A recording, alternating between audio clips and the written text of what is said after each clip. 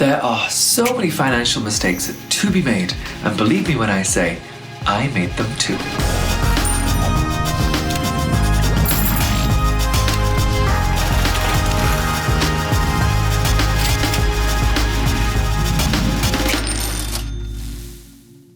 Hello everyone, I'm Tan France, host of Netflix's Queer Eye and Next in Fashion. I haven't actually always worked in entertainment. What many of you may not know is that I used to be a designer and an entrepreneur beforehand. I owned a few fashion brands. I created my companies from the ground up and worked to build them into great brands before selling them and moving on to entertainment, which was just like 4 years ago. And when you own your own businesses, you are bound to make a few financial mistakes along the way.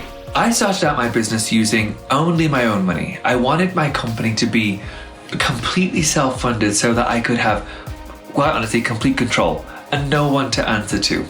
However, when I was almost done with my second year of business, I had to find a way to meet customer demand, which meant producing more product. I just did not have the capital in order to scale my business. So I decided to take out what we call a line of credit. It was so useful for that immediate boost of cash, but once I maxed out my line of credit, I found it so hard to pay off my balance and to be free of it. Instead, I would make minimum payments and pay so much in interest, like literally into the thousands of dollars.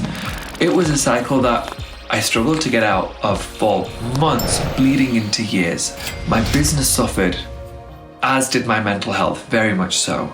With me having no more avenues to exhaust for funding and only managing to pay off those minimum payments, I couldn't scale my business any further, which kept me weirdly stagnant, which is never a good place to be in for business.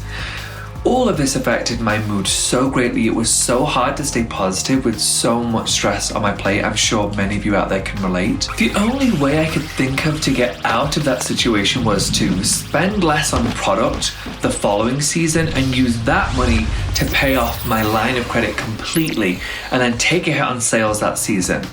Then I went back to being completely self-funded and took my time scaling my business by a smaller percentage each season, which yes, it took me longer to achieve the success I wanted, but it made getting there way less stressful. And I was wasting way less money paying off fees and interest that I was able to use that money to grow my business further. If I was to do it all over again, I would focus on growing my business at a pace that I could manage.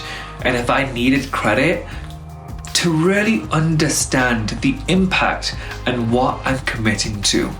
For me now, slow and steady wins the race.